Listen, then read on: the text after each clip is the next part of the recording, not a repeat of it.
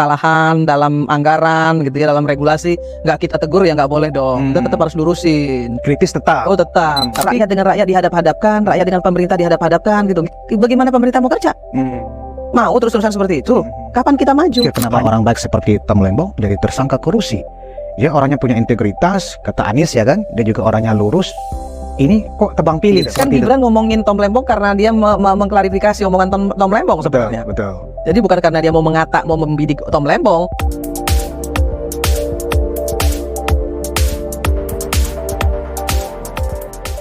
Saya melihat memang parlemen sekarang lebih fokus mencari tahu apa yang akan dilakukan oleh masing-masing kementerian. Sepertinya saya lihat seperti itu ya Kak Irma? Iya. Termasuk di Komisi 9? Iya.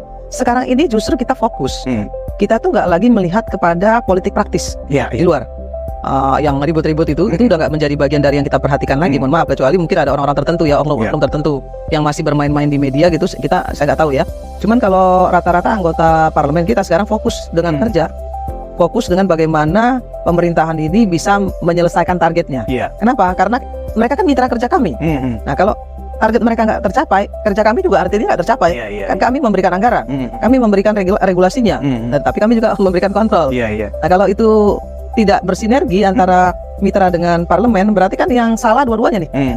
Jadi kita nggak pernah lagi berpikir soal politik praktis di luaran yang presiden akal sesat, bicara macam-macam, itu kita abaikan aja lah. Ya, yang penting sekarang bagaimana kita menyelesaikan target yang sudah ditetapkan presiden, dan kami sebagai wakil rakyat mengawal, mengontrol, memberikan regulasi, mensupport, sekaligus juga mengkritisi, kan itu. Kalau kita kalkulasi secara koalisinya ya. Sebenarnya di era sekarang ini justru sangat kondusif karena PDIP pun ya kan tidak mengatakan oposisi, kan begitu ya. Artinya seluruh partai, anggaplah hampir seluruh partai siap mendukung atau bekerja sama dengan pemerintah. Ini kan sangat positif sebenarnya dibanding era kemarin kan masih ada yang oposisi kan gitu ya, kayak PKS misalnya. Tapi kan sekarangnya semuanya sudah di dalam. Menurut Kak Irma, ini justru positif atau tidak positif dalam konteks demokrasi? Masalah check and balances gimana Kak Irma? Nah begini, saya pernah bilang pemerintah yang terlalu absolut biasanya diktator. Ya, saya pernah bicara begitu. Tapi yang saya lihat dari Pak Prabowo ketika merangkul semua pihak, itu bukan berarti dia mau bersikap diktator kalau menurut saya. Karena beliau membutuhkan banyak orang dengan banyak pikiran ternyata. Ya, lawan politik pun dirangkul masalahnya dengan beliau. Ya, mereka kan seharusnya dengan yang ada aja sudah cukup sebenarnya beliau membangun kekuatan. Tapi nggak sebatas itu gitu. Dia mau mengajak semua orang untuk bekerja sama membangun bangsa ini.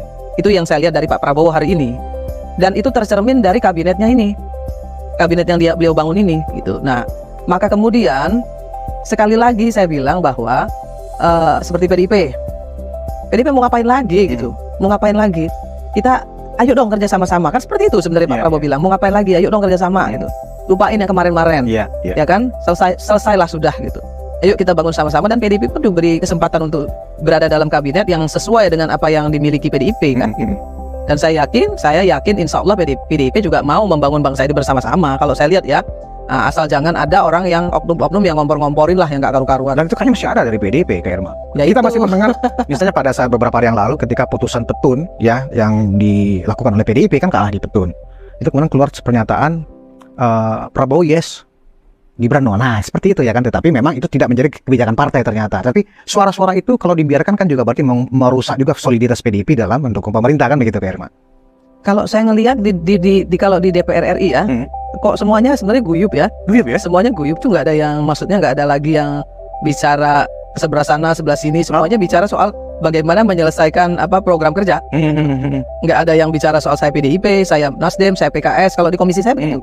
Jadi yang ada itu adalah kayak kita tuh menyebutnya Niners 9 kan. Jadi kita ini partai Niners gitu loh istilahnya kan. Saking kita itu kompak untuk bekerja sama menyelesaikan program-program kerja kita. Jadi itu gambaran Bang. Jadi orang di luar jangan lihat kayaknya di kita tuh di DPR gontok-gontokan. Enggak. Kita bersahabat, enjoy. Apa situasi sekarang itu boleh disebut ini lagi suasana bulan madu antara pemerintah dengan DPR Kak Irma? Tapi memang gini juga, meskipun gitu ya kita dalam satu koalisi besar, tapi memang saya pribadi selalu menempatkan diri saya sebagai kepanjang tanganan rakyat. Nggak boleh juga kemudian misalnya menteri-menteri ya kan yang melakukan kesalahan dalam anggaran gitu ya, dalam regulasi, nggak kita tegur ya nggak boleh dong. Kita tetap harus lurusin. Kritis tetap. Oh tetap. Tapi kita dukung full. Anggaran kita kasih semuanya. Ini loh, Anda mau mencapai target apa? Ini anggaran kita kasih nih. Ya. Tapi kerjain yang bener dong, kan gitu. Nah, terus laporin ke kita hasilnya. Karena kita akan kontrol. Nah, itu aja sebenarnya. Oh, oke. Ini berarti memang kita mungkin berharap situasi atau suasana bulan madu antara pemerintah dengan parlemen ini semestinya seterusnya sampai 5 tahun. Supaya apa? Karena kalau kita lihat target pemerintah di tengah sempitnya ruang fiskal ya, sekarang ini rasanya kalau memang nggak didukung oleh parlemen, tambah berat ini pemerintah, tambah pusing nanti presiden kita ya kan. Gini Bang, ekonomi Indonesia nggak baik-baik saja, ekonomi dunia nggak baik-baik saja loh. Ini perang dunia ketiga bisa terjadi. Sewaktu-waktu bisa terjadi ya. Nah, saya selalu bilang kepada masyarakat, kepada rakyat Indonesia melalui media saya bilang kesejahteraan kita hari ini belum tentu akan terjadi ketika misalnya perang dunia ketiga terjadi. Iya.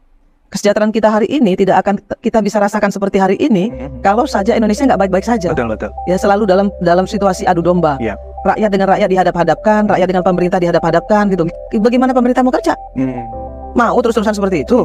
Kapan kita maju? Hanya atas nama demokrasi kan begitu seolah-olah. Selalu topengnya kan begitu. Gini Bang, makanya saya nggak ngerti ya dengan teman-teman saya. Ya, saya nggak ngerti gini. Saya selalu bilang gini loh, demokrasi itu bukan bebas sebebas-bebasnya. Yang bebas sebebas-bebasnya itu aja komunis. Gitu loh, yang sama rata sama rasa. Kan nggak bisa sama rata sama rasa. Masa orang yang cerdas sama orang yang nggak cerdas, atau orang yang rajin sama orang yang nggak rajin sama dapatnya, kan nggak mungkin nggak. Gitu loh ya. Nah, sama demokrasi kita. Demokrasi ini kan harus menafikan hukum, harus menafikan keadilan, baru bisa disebut demokrasi. Bukan berarti demokrasi itu bebas. Gak bisa juga kan, di dalam demokrasi itu sendiri ada HAM, ada hak asasi manusia loh. Gak bisa sembarangan juga, mentang-mentang atas nama demokrasi. Mohon maaf, ya bajingan tolol loh, ya nggak bisa kan. Apa itu ekspresi demokrasi? Itu dia. Apalagi diucapkan oleh seorang yang mengaku dosen intelektual. Menurut saya itu otaknya nggak ditaruh di mulut, nggak memerintahkan mulut untuk bicara, tapi otak memerintahkan pantatnya untuk bicara gitu loh. Jadi yang keluar yang kotor-kotor aja tuh ya. Itu yang diajarkan kepada rakyat Indonesia, bukan itu. Kritik, waduh, saya di parlemen itu saya dianggap julukan saya itu singa parlemen. Singa parlemen. Iya. Toh saya nggak bilang yang seperti presiden akal sehat itu ngomong. Ya kan, tolol, dungu, bajingan. Ya saya pikir itu orang nggak beradab lah. Ya, artinya insight yang Kak Irma berikan ini kan sebenarnya jadi pelajaran buat publik ya kan. Karena di tengah keterbukaan informasi saat ini dengan sosial media ya, publik jangan sampai bingung bagaimana cara memahami situasi ini ya kan. Satu sisi ngomong ini jelek tapi ini ngomong baik. Nah, dengan insight yang Kak Irma sampaikan minimal sebenarnya gini tuh gitu. Nah, Kak Irma, ini kita melihat sekarang ada ketegasan juga Presiden Prabowo di dalam membuktikan ucapan atau janji beliau pada saat pidato pertama di gedung MPR akan memberantas korupsi. Nah, kita melihat nih yang bikin kaget semua orang adalah ketika Tom Lembong ya kan, itu kan teman Kak Irma waktu Pilpres kemarin ya kan, itu ternyata tiba-tiba tersangka ya kan. Kita tidak membayangkan seorang Tom Lembong yang wajahnya baik, murah senyum, tiba-tiba ternyata tersangka kasus korupsi dengan nilai kerugian negara 400 miliar.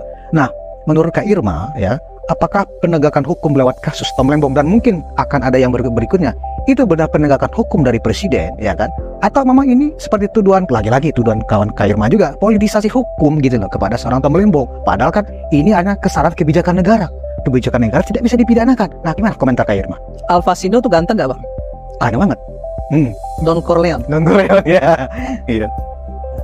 Jadi banyak tuh pembunuh berdarah dingin itu ganteng-ganteng loh. Iya. Wajahnya melankolis gitu ya, ganteng, enak dipandang gitu. Kayak orang nggak ada dosa gitu. Kayak innocent gitu ya. Innocent. Padahal dia sebenarnya gembong penjahat. Gitu ya. Nah, kita juga nggak bisa melihat orang dari wajah. Oke. Nggak bisa Bang.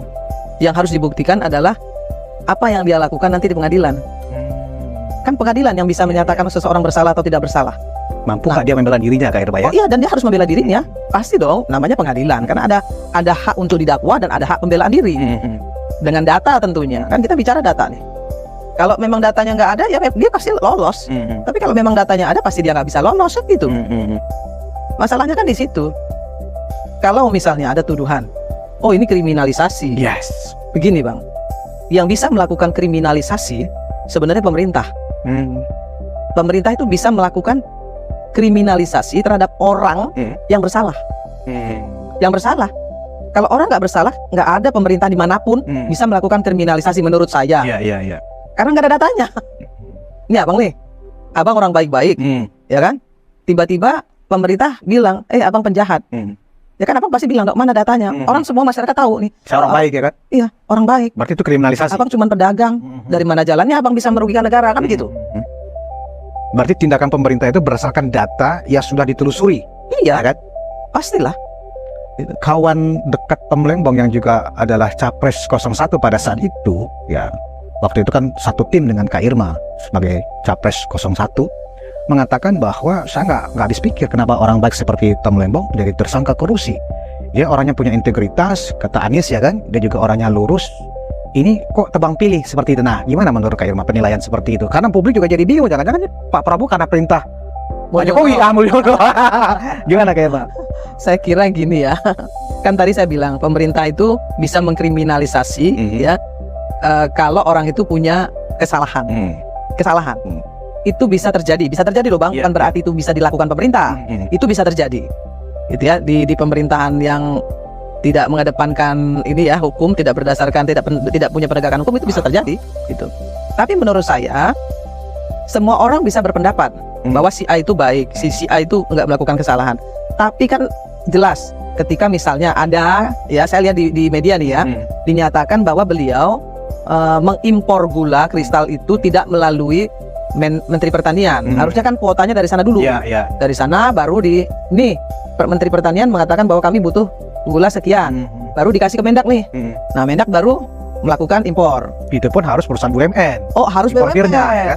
Harus BUMN gitu. Nah, ini kan enggak. Kalau itu dianggap kesalahan kebijakan, bukan niat untuk melakukan semacam mengimpor secara unprocedur untuk kepentingan sendiri atau kelompok atau orang lain, itu gimana Kak Irwan? Saya mau kasih tahu, Johnny Plate ditahan karena dia pemegang kuasa anggaran. Iya. Ya kan? Nah, sekarang pemegang kuasa anggaran di Mendak siapa? Menteri kan? Menteri. Ya udah. Walaupun sampai saat ini tanpa kebijakan dia, tanpa tanda tangan dia, itu semua nggak bisa berlaku. Makanya kami dari Nasdem pun nggak bisa juga melakukan pembelaan mati-matian untuk seorang Johnny Plate. Walaupun kami yakin, mohon maaf ya, kami yakin banyak loh, mungkin yang lain-lain gitu ya, tapi kami nggak mau berpikir seperti itulah.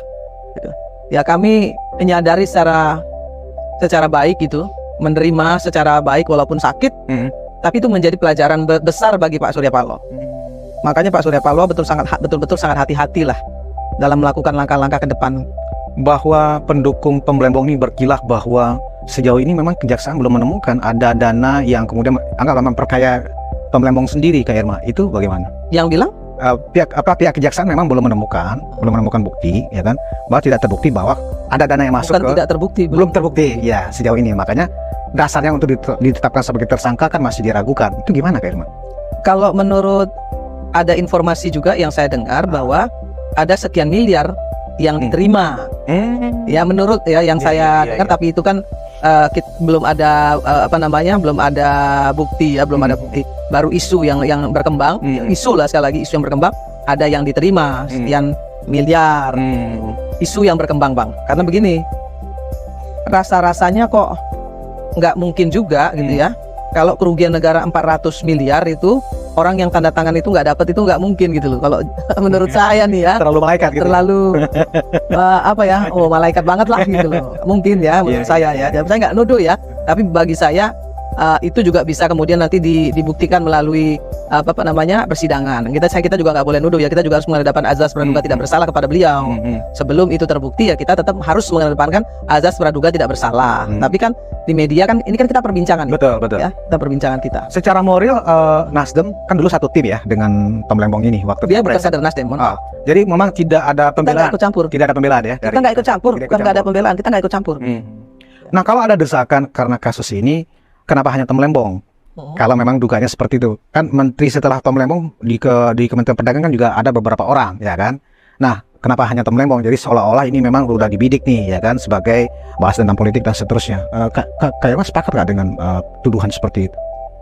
Begini ya, kalau melihat dari laporan media ya, yang disampaikan media, ya itu tadi. Kalau yang lain, walaupun mereka melakukan impor banyak, tapi sudah melalui kuota, prosedur, dan juga melalui BUMN. Prosedurnya jelas. Nah, ini kan prosedurnya nggak jelas, ini yang dipermasalahkan gitu loh. Dan nanti tinggal dibuktiin aja di pengadilan. Oke. Ya, soal kalau betul dia orang baik, dan dia tidak melakukan itu, saya kira nggak mungkin juga lah ya akan diperlakukan tidak baik menurut saya. Kalaupun nanti ada yang memperlakukan dia tidak baik, kan urusannya dengan Tuhan juga. Iya. Jadi ini kan banyak orang berspekulasi kayak ya kan, termasuk spekulasi ini kadang-kadang cocoklogi ya kan begitu. Ini kan barangkali karena balas dendam Gibran pada saat campaign ya kan, yang sampai keluar 11 dari 100 kayak begitu ya kan. Yang contekan dari Tom Lembong kan begitu ya waktu debat ya kan. Jadi seolah-olah ini sebenarnya memang Tom Lembong itu sudah dibidik dari awal, memang sengaja dibongkar sekarang. Jangan dibalik. Tom Lembong ini ngata-ngatain pemerintah tuh luar biasa juga loh. Sebelum Pilpres ya? Iya. Oh. Setelah Pilpres juga, sedang Pilpres nih. Sebelum Pilpres itu, pada saat Pilpres juga kan, kata-kata yang keluar itu juga kan banyak juga yang menyudut-nyudutkan pemerintah kan banyak juga gitu. Jadi jangan juga dibalik gitu ya. Menurut saya ini hal yang wajar ketika dalam satu kontestasi yang satu bilang A, yang satu bilang B. Menurut saya itu hal yang normal. Jadi jangan mulai kemudian juga disambung-sambungkan ketika Gibran ngomong begini. Saya kira Gibran nggak seperti itulah ya. Ya memang begitulah situasi publik ya. Publik kita kadang-kadang kalau nggak cermat juga Kak Irma, ini dari anasir yang mana ya kan gitu. Kan Gibran ngomongin Tom Lembong karena dia mengklarifikasi omongan Tom Lembong sebenarnya. Betul. Jadi bukan karena dia mau membidik Tom Lembong. Dia menyebut Tom Lembong itu mengklarifikasi apa yang disampaikan Tom Lembong. Jadi harus cerdas juga masyarakat, jangan isinya kebencian mulu gitu loh ya. Karena John Tom Lembong ngomong, kemudian dia klarifikasi.